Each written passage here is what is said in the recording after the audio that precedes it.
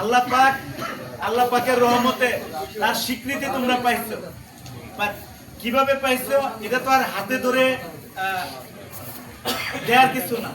যেমন আমাদের মালিক পক্ষ, আমাদের এমডি স্যার ম্যাডাম অনেক সময় এই 1 জানুয়ারিতে আসে বা 1 বৈশাখে আসে, যে কোনো কারণে আজকে আসতে পারে না।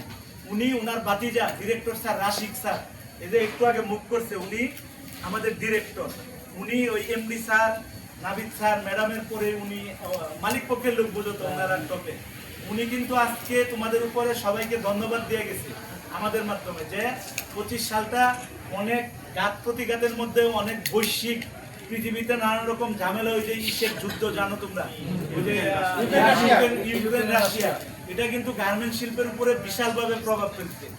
এই এত দুরবস্থার মধ্যে আমাদের অবস্থা ভালো ছিল, এবং উনি শুকরিয়া আদায় করছে যে আমাদের তোমরা যারা আসো সবাই ভালো কাজ করছো, ইন্টারন্যাশনাল ভাবে আন্তর্জাতিক ভাবে আমাদের মুখ উজ্জ্বল হয়েছে, আমরা সময় মতো শিপমেন্ট করতে পারছি। উনি তোমাদেরকে ধন্যবাদ জানাইছে। তো এটা আমাদের জন্য পাওয়া না?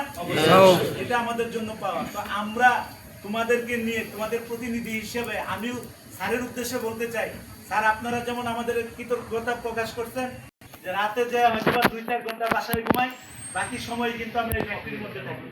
এটা কিন্তু আমাদের একটা পরিবার ভাই ভাইয়ের যদি কিছু হয় মন খারাপ হয়, বোনের যদি কিছু হয় মন খারাপ হয় না, দাদা দাদির যদি কিছু হয় মন খারাপ হয় না, তেমনি তোমার এক ভাইয়ের যদি কোনো খারাপ কিছু হয় তোমার মন খারাপ যেন হয়। সেই বন্ধনটা তৈরি করবা, যে আবুল ভাইয়ের শরীরটা অসুস্থ,